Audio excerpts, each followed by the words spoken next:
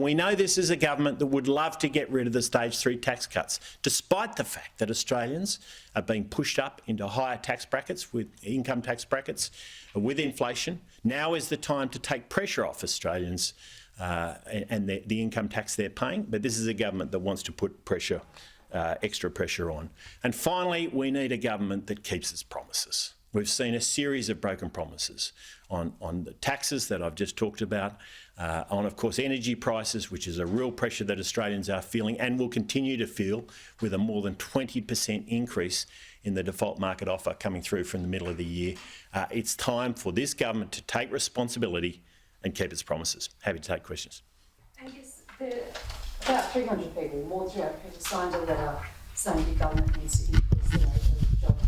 Do you think that should be raised at all? At what rate, given Bill Langton is also aiming for average income? Yeah, of course it's true. We understood when we were in government that it's tough when you're looking for a job to make ends meet, and that's why we increased JobSeeker as we did back in April 2021 by $50 a fortnight on top of the indexation that's there. But right now, the best way to help someone who is looking for a job is to help them to get a job.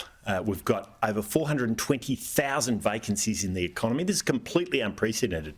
The most we'd seen before the pandemic was just over 200,000 vacancies. So, you know, this is a time where the most important priority is to help people into work. That raises their income.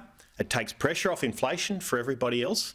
And it's a terrific outcome for that person who finds the job. So that has to be the highest priority right now. What we don't need is a government that spends more money, that can't make ends meet, because if the government can't make ends meet, then that puts pressure on households. They have to do the work for the government.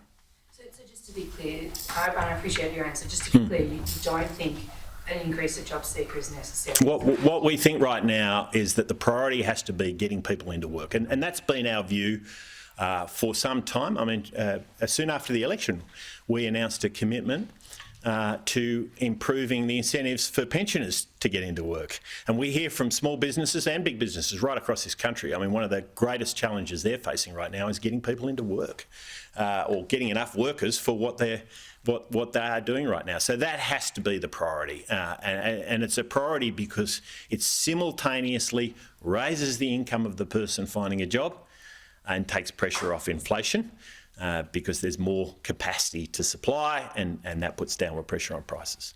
You talk about relieving the pressure on families. Yep. So does that mean that you back the government's move regarding extending the cap on gas prices and the mandatory code of conduct? Well, we want to see downward pressure on inflation. That's the most important thing. Of course, we've only just received their updated proposal. I haven't had a chance to work through it. What I have to say, though, is it looks suspiciously like old-style crony capitalism that we've seen from the Labor Party in the past. This looks to me like a policy where Labor's going to look after their mates and punish those who don't do what they want. There's a lot of discretion there for the government and for ministers about what they're going to do and who's going to be treated differently. And that discretion smells very much to me like old-style crony capitalism. Now, if that's what Jim Chalmers meant by remaking capitalism, we should all be very, very scared, because that is not the right thing for the Australian economy. So will you be making a submission?